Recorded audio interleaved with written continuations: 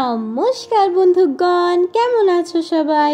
আশা করছি সবাই ভীষণ ভালো আছো। আমিও খুব ভালো আছি তোমাদের ভালোবাসা এবং আশীর্বাদে। সকাল সকাল ঘুগনি মুড়ির সাথেই আজকের দিনটা আমি শুরু করলাম। আর আজ তোমাদের সাথে আমি কোনো নর্মাল ব্লগ নিয়ে কিন্তু আসিনি, মানে নর্মাল ব্লগ বলতে কি ডেলি ব্লগ নিয়ে আসিনি, কারণ আজ শেয়ার করতে চলেছি তোমাদের সাথে আমাদের বেলিয়াতোড়ে সব থেকে বড় অনুষ্ঠান, আর সেটা হলো বাবা ধর্মরাজের গাজন। সকাল সকাল খাওয়া দাওয়া করে চলে এসেছি একটুখানি ছাদের মধ্যে, কারণ সকালবেলার ওয়েদারটা এত সুন্দর ছিল না, কি বলবো, আমি আর নিজের ঘরে আটকে রাখতে পারলাম না, তাই চলে এসেছি ছাদে। আর এখন দেখেছো কানের গলায় একটা ফুলও গুঁজে নিয়েছি। আর যেহেতু একটা অনুষ্ঠান রয়েছে, একটুখানি পায়ে আলতা পরতে ইচ্ছে করলো, তো আমি আলতা নিয়ে বসে গেলাম। আমার মা করছে এখন রান্না, আর সেই ফাঁকে আমি পরে নিচ্ছি এখন আলতা। কেমন লাগছে পাগুলো অবশ্যই জানিও। জানি খুব একটা ভালো হয়নি, তাও কেমন লাগছে অবশ্যই জানিও কিন্তু। হ্যাঁ, আমি যখন ছাদে এসেছিলাম বেশ রোদও ছিল না আর বৃষ্টিও হচ্ছিল না, ভালো ওয়েদার ছিল জানো তো। যখনই আলতা পরতে বসেছি যা পরিমাণে বৃষ্টি শুরু হলো কি বলবো। ছাদে বসেছিলাম তবে ভিজিনি, কারণ আমাদের ছাদে যেহেতু টিন লাগানো রয়েছে। তো এখন একটুখানি গিয়েছিলাম মন্দিরে। এই দেখো, ঠিক আছে, এটা আমি লোকের থেকে ভিডিওটা নিয়েছি, যেহেতু আমি যখন গিয়েছিলাম আমি তখন ভিডিও করিনি, কারণ আমি ফোন নিয়ে যাইনি, আর অনেকটা ভিড় ছিল, তো কি আর ভিডিও করবো বলো। পুজোর দেওয়ার লাইনটা দেখতে পাচ্ছ তোমরা, কি পরিমাণে কত বড় লাইন হয়েছে।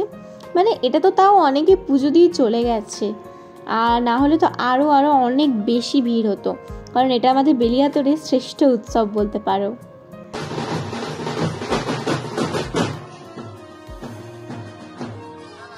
মন্দিরে পুজো দিয়ে চলে আসলাম বাড়িতে। বিকেলবেলায় আবার তো যেতে হবে। কি হচ্ছে মন্দিরে সেটা তোমাদের সাথে শেয়ার না করলে হয় বলো? শ্রেষ্ঠ উৎসব বলে কথা, তাও আবার নিজের গ্রামের। তো ওই দেখো এখন বাড়ি এসে দেখছি মা লুচি ভাজতে বসে গেছে। তো এই দেখো গরম গরম লুচি, আর সাথে কি রয়েছে আমার ঠিক জানা নেই। চলো তোমাদের সাথেই খাওয়ার সময় দেখা করছি। 2000 years later. ফাইনালি মায়ের লুচি ভাজা কমপ্লিট হয়ে গেছে। এই দেখো লুচি, ঘুগনি, চানার সবজি, এখানে দু ধরনের মিষ্টি, রসগোল্লা আর মতিচুর, আর সাথে একটুখানি ঠাকুরের প্রসাদ ছিল। তো এই দিয়ে দুপুরের লাঞ্চটা কমপ্লিট করে বিকেলবেলায় আবার যাব মন্দিরে। চলো একটু ঘুমিয়ে নিই।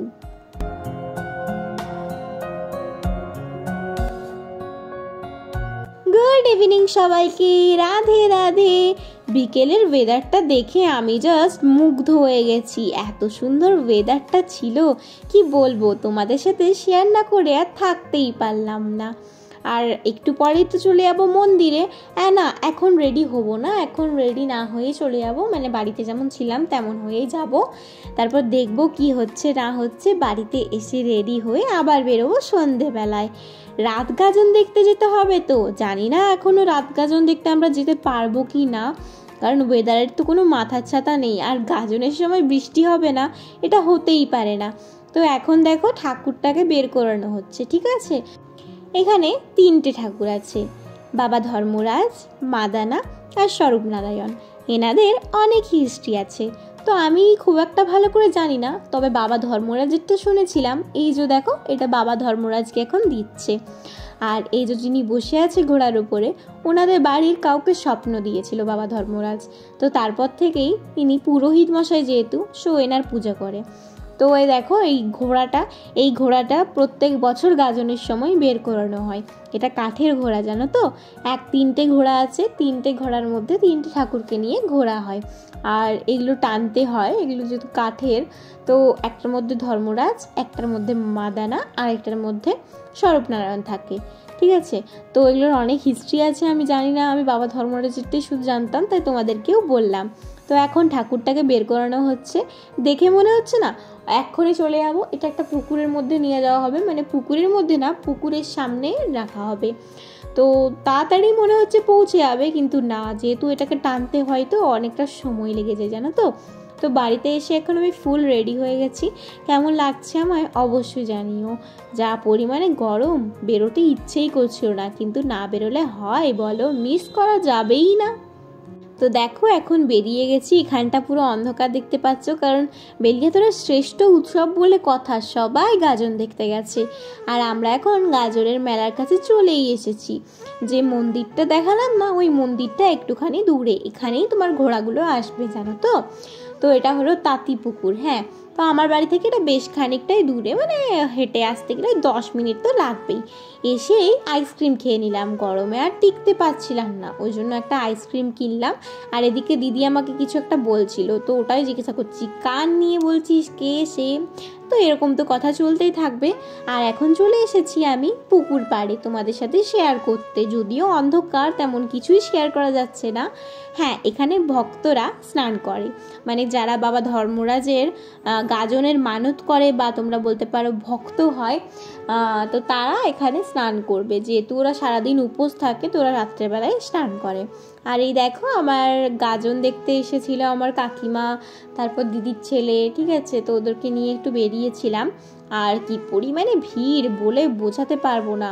বেলিয়াতোড় বলো, আশেপাশের আরও যত গ্রামের লোকজন আছে সবাই কিন্তু এই গাজনটা দেখতে আসে। শ্রেষ্ঠ উৎসব, বারবার বলছি কিন্তু। আর এই ছোটোখাটো কিছু দোকান বসেছে, তো আমার এই কানেরটা না মারাত্মক পছন্দ হয়েছিল। তারপরে মনে আসলো, ও মা, আমার তো কানের ফুটোই নেই না, মানে ছিল জানো তো, নষ্ট হয়ে গেছে পুরোটা।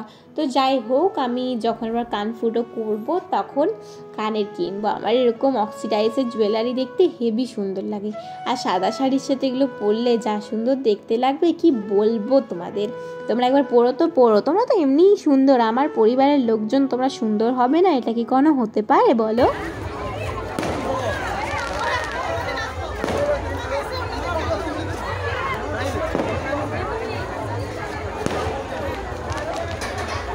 ফাইনালি ঘোড়াগুলো এখন এসে হাজির হয়েছে। তোমরা দেখেছিলে সেই বিকেলবেলায় মন্দির থেকে কিন্তু বের করানো হয়েছে। চারিদিকটা যেহেতু ঘুরে ঘুরে আসছে, ওই জন্য প্রায় রাত 9টা বেজেই গিয়েছিল তাঁতি পুকুরের পাড়ে আসতে। আর এই দেখো সবাই বাড়ির ছাদ থেকে দেখছে, মানে একটুও জায়গা খালি নেই দাঁড়ানোর মতো। তো এখন আসলো স্বরূপনারায়ণ, ঠিক আছে, এরপরে আসবে মাদানা, তারপরে আসবে ধর্মরাজ, সবার লাস্টে ধর্মরাজ, কারণ ধর্মরাজ হলো একদমই ছোট। তো ওই দেখো সবাইকে ঠাকুরের ফুল দিয়ে দিচ্ছে। তো এরকম সব জায়গাতেই একটু একটু করে দাঁড়াতে হয় জানো তো, ওই জন্য তো এত লেট হয়, না হলে তো তাড়াতাড়ি চলে আসতে পারা যায় বলো। আর বাবা ধর্মরাজের গাজনের দিন বৃষ্টি হবে না এটা কখনো হতেই পারে না। তবে খুব ভালো হয়েছে সন্ধেবেলাটুকুটা হয়নি, রাত্রেবেলায় হয়েছিল একটু একটু বৃষ্টি। মানে এখন তো ওয়েদারের কোনো ঠিক নেই, এখনই রোদ, এখনই বৃষ্টি, এখনই গরম, এখনই ঠান্ডা, তুমি বুঝতেই পারবে না কখন কি হবে। তো এখন চলে যাচ্ছে, একটা প্যান্ডেল করা হয়েছে, সেই প্যান্ডেলে আজ সারা রাত এনারা থাকবে। তো সকালবেলায় আবার নিয়ে বেরোনো হবে। সকালবেলায় আমার কাছে কিছু ক্লিপ আছে, তোমাদের সাথে সেটাও শেয়ার করব, তোমাদের চিন্তা করতে হয় না, আমি যখন আছি তখন তোমরা সব কিছু দেখতে পাবে। তোমরা তো আমার বাড়ি ঘুরতে আসতে পারছো না, তাই তোমাদেরকে এখন আমি ফোনের সাহায্যে দেখাচ্ছি, ঠিক আছে। আর এদের নাচ তো বাবা, কে নাচতে পারে না বলো তো, ওই দিনে সবার নাচের তাল অটোমেটিক্যালি চলে আসে। তো এখন চলে এসছে মাদানা, সবার লাস্টে আসবে স্বরূপনারায়ণ, তো চলেই গেছে, আর সবার লাস্টে আসবে তোমার ধর্মরাজ, ঠিক আছে। তো এরকম সব জায়গায় দাঁড়াতে হয় না, ওই জন্য, আর না দাঁড়ালে হয় না কি, সবাই একটুখানি ফুল তো নেবেই। আর এত পুলিশ প্রশাসন আসে কি বলবো, কারণ এত পরিমাণে ভিড় হয়, কখন কি হয়ে যেতে পারে কোনো ঠিক নেই, ওই জন্য পুলিশকে তো থাকতেই হবে, তাই না। তো মারাত্মক পরিমাণে ভিড়, আমরা একজনের বাড়ির সামনে দাঁড়িয়েছিলাম, তাই একটুখানি ভালোভাবে ভিডিওটা করতে পেরেছি, না হলে যদি এরকম মেলার মধ্যে দাঁড়িয়ে থাকতাম আমার ফোন টোন নিয়ে একদম পালিয়ে যেত। তো কিছু করার নেই, এরকম ভিড় তো একটু হবেই, তাই না। তো এবার সবার লাস্টে আসবে হলো ধর্মরাজের ক্লিপটা আমার কাছে নেই বোধহয় জানো তো।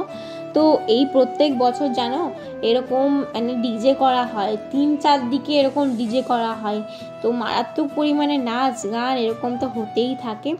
আর আমার মুখে ডিজে লাইটটা পড়ছিল, বাবা এটা মানে বুকটা কাঁপছিল জানো তো, ডিজের যে বিটগুলো হয় না সেগুলো তো আমার বুকটা পুরো কাঁপছিল। কোনো বাচ্চা মানুষকে এখানে যদি আনা হয় না, অবস্থা খারাপ হয়ে যাবে সত্যিকারে বলতে গেলে।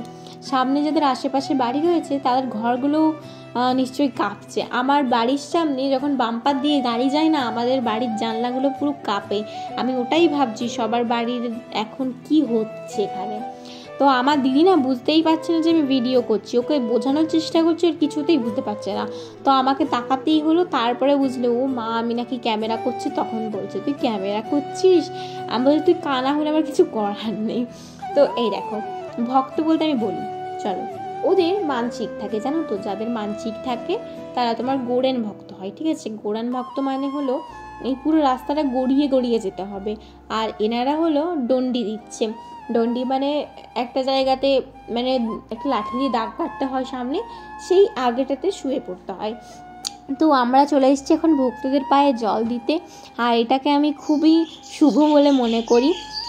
আমি বাবা ধর্মরাজকে মন থেকে ভীষণ মানি, বিশ্বাস করো আমি ভগবানকে ভীষণ মানি, ঠিক আছে? বাবা ধর্মরাজ বা এরকম কোনো স্পেসিফিক কেউ নেই যে আমি তাকে ভীষণ পরিমাণে মানি। হ্যাঁ, তবে আছে রাধাকৃষ্ণকে আমি ভীষণ মানে একদম মন থেকে মানি, সমস্ত ঠাকুরকেই মন থেকে মানি, তবে একটু বেশি ভরসা বা ভক্তি যাকে বলে সেটা আমার রাধাকৃষ্ণের প্রতি আছে।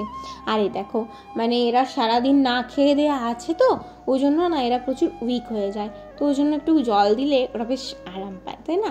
তো সবার বাড়ির সামনে সামনেই টুকটাক করে এরকম জল রাখা হয়েছে। আর এই যে এটা হলো গোড়েন ভক্ত, জানো তো?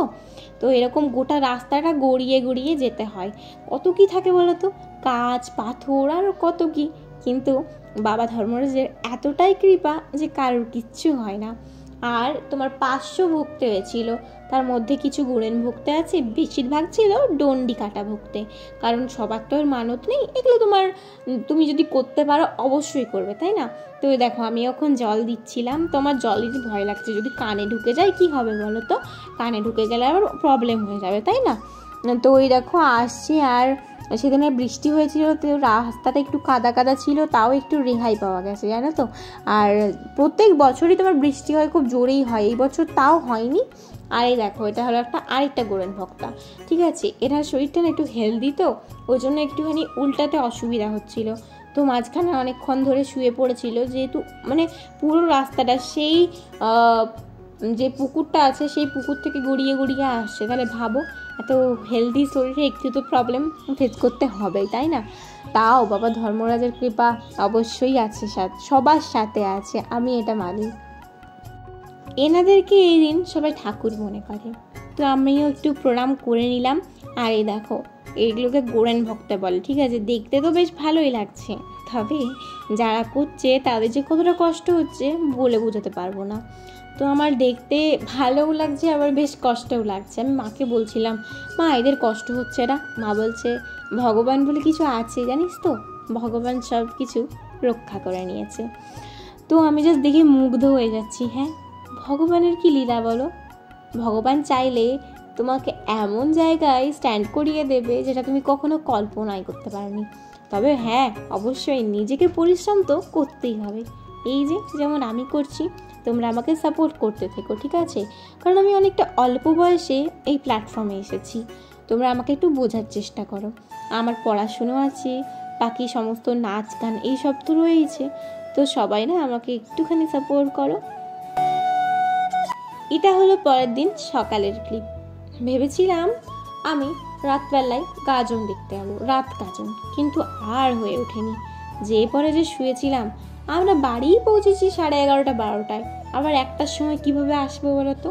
তো এই দেখো সকালবেলা এখন ঘট এইসব নিয়ে বেরিয়ে যাওয়া হয়েছে, এখন যাচ্ছে মন্দিরের উদ্দেশ্যে। তো চলো আজকের মতো ভিডিওটা এখানেই এন্ড করছি। খুব ছোট্ট একটা ব্লগ ছিল, কেমন লাগলো অবশ্যই জানিও। আবারও দেখা হচ্ছে নতুন কোনো একটা ব্লগের সাথে। সবাই খুব ভালো থেকো, সুস্থ থেকো, লাভ ইউ অল, জয় বাবা ধর্মরাজ।